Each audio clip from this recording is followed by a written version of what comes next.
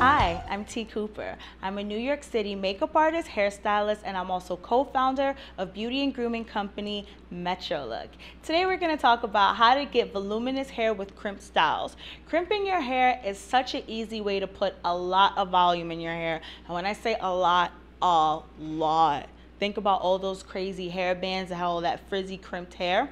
And there's a really simple, easy way to crimp your hair without a crimper. As a stylist, I don't like to have to carry around too many heat tools and stuff with me. My bag is already big enough. I don't carry a crimper with me. When I need to crimp hair, I braid it. And I just dampen it just a little bit depending on how much time I have. So what you would do was you would take a piece of hair. And if you want it really voluminous, you don't take big sections. If you don't care, you can take a big section like that. But if you want it really voluminous, you take about 1 inch. So I'm going to take about this much hair. Then you can dampen it just a little bit with some water. Run it through. And then start a 3-strand braid, but tight, because you want your crimps to be really tight, and that way when you brush them out, they create so much volume. So after each time you braid, you cross over, you kind of like pull just to reinforce and make sure it's really tight. And you do this throughout the entirety of the length. You go all the way down to the bottom as far as you can. And if you start running out of hair, like how I am on this one, you pick a strand that's kind of long and then you move the hair over there. So then you'll have more hair to braid with. That happens all the time, especially when you're dealing with hair that's layered. So you're going to braid it down until you can't braid anymore.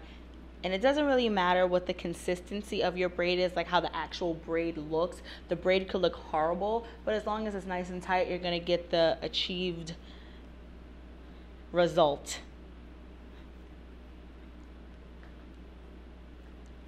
So here we go. And it's getting thinner at the bottom, and guess what? You're gonna still braid because you want even the bottom to be nice and tight and crimped.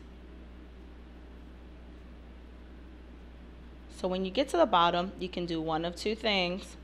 You can use a clear elastic or a hair tie and you can go over it, or if you're being lazy, which I am very often, you can spray it and tease it, and I'll show you how to do that. Because I'm pretty sure all of you know how to wrap a clear elastic around a braid.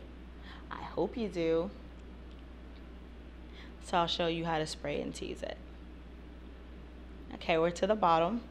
This is what you do. You take some spray, you spray the end. You can take a small tooth tail comb and just back comb. And back comb from different sides, just to make sure it's gonna be kind of rough and it's gonna stay put. I'm fairly confident that this is good, but then I'm still gonna, one more spray, then I'm gonna roll it with my fingers. And as you can tell, your braid is not unraveling. So you repeat this step throughout the whole entire head, and you will have a big head of voluminous crimps once all of this is dry. Well, you can even accelerate the process by taking a hair dryer and then even putting the hair dryer over the braid if you want to accelerate it. But if you want, you can just wait for it to air dry. I'm T. Cooper. Thank you for watching.